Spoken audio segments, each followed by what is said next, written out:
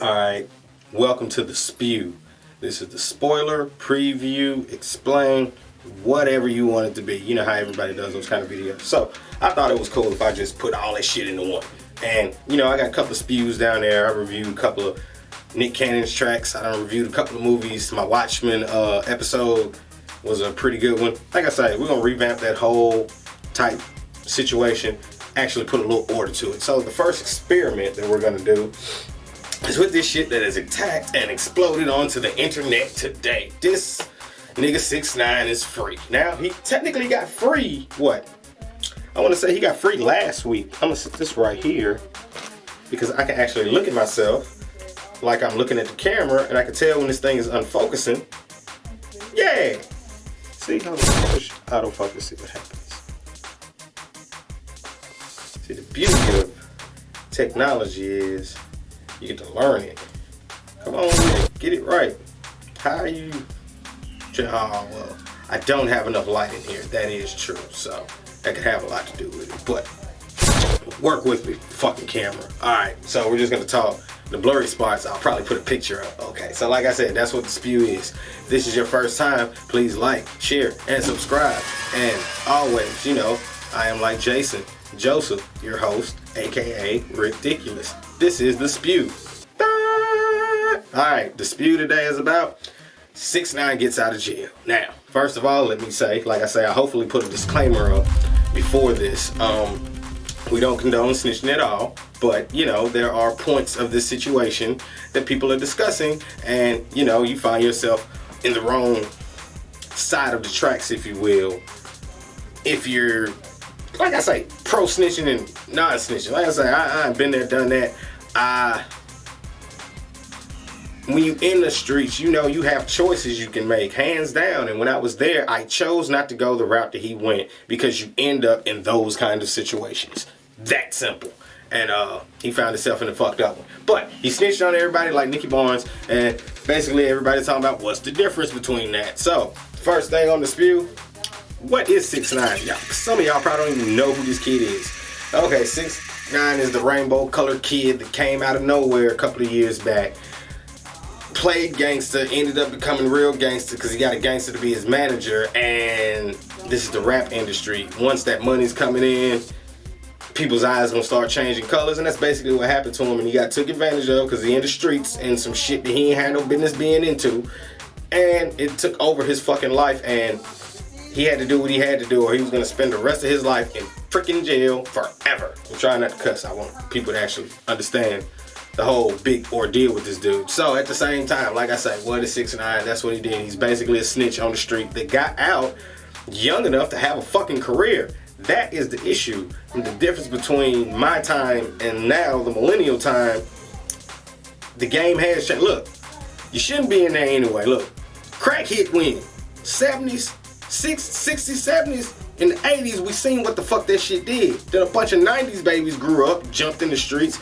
We all knew we did not want to stay in the game. That's not what this is. So he made his choices, but in fucking 2015, come on, we still selling dope in 2015. Okay.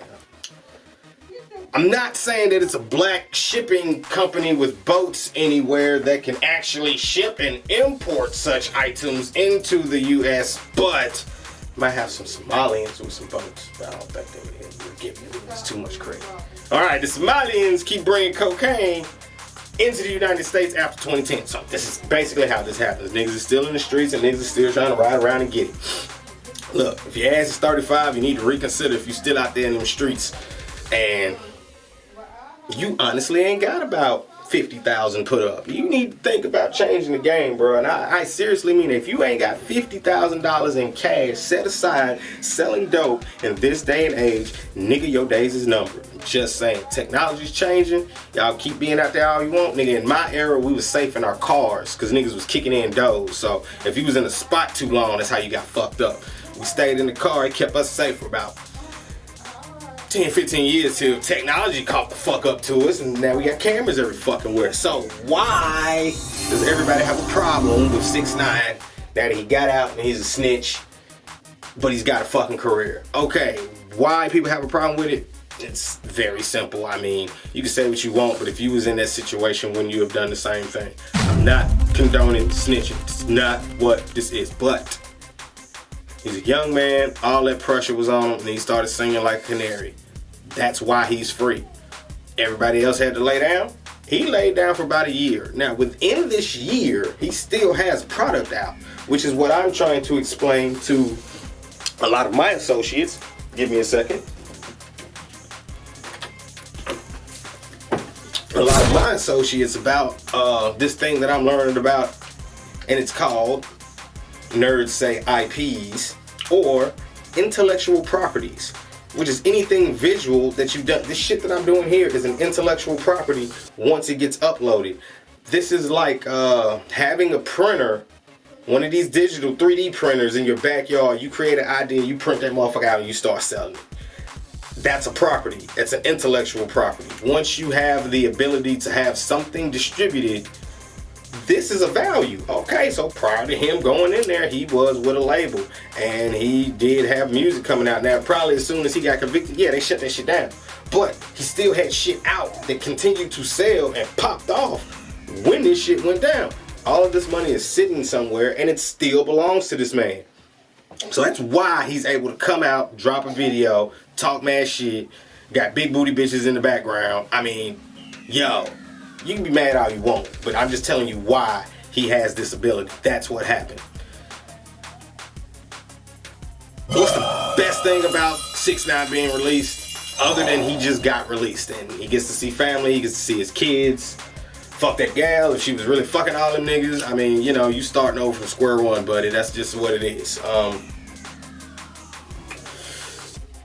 That's the only good thing about it. You know, you got, somebody got some freedom, but at a cost of, keep in mind, they crossed him first, fucking his bitch, they kidnapped his ass, made him get, y'all seen the shit on the video with the motherfucker that's the driver was the police. This nigga's the informant. The nigga that was driving was the... So like I said, they done did this shit, pistol whipped your ass in front of your gal. They was fucking your gal, so your gal was in on it too. She done gave them all your shit to make it look like they spared your life. But the feds came to you and said, these niggas is talking on the phone. We got all this shit tapped. These niggas trying to get you, bruh. And ta-da, this is what happened. So, you know, as far as I'm concerned, if I become a wrestler again, I'm still using 6ix9ine as my music, so that's gonna be my interest music. Fuck what you heard. The nigga got great songs. Hey, fuck. I mean, it's a millennial era. Things have changed. I ain't in the streets no more, so I personally give a fuck. A lot of you niggas ain't in the streets no more, so you shouldn't give a fuck. But hating is strong. Strong style stupid is rampant. The t-shirt is coming. What can I say, man? He got his freedom. I mean, he was fucking being used, misused, tortured. He was fucking miserable probably. But you know, his autobiography will be some shit. But like I say, I would love to talk to 6ix9ine if he makes it to 40. That's another issue. There's gonna be people out here gunning for this nigga. Hands down, I hope he's not in New York. If he's smart, he's not. And he gonna stay behind that camera when seen. If this nigga pops up Instagram in the mall, niggas is coming. Believe, I don't fuck how many police you got. Niggas is coming, so... I'm not trying to wish death on nobody. That's not what this is. I'm technically kind of a supporter because I'm gonna use your music as theme music. You know, I'm sorry. Music is music, and sometimes people are saying you have to learn to separate the artist from the music. It's like the R. Kelly situation that I hopefully won't have to do another video when they start talking about this nigga again. But okay, this is your first time. Thank you for watching. My name is likejason Joseph, aka Ridiculous. If this is your first time, like, share, and subscribe. And please share, tell friends. We're trying to get them numbers up.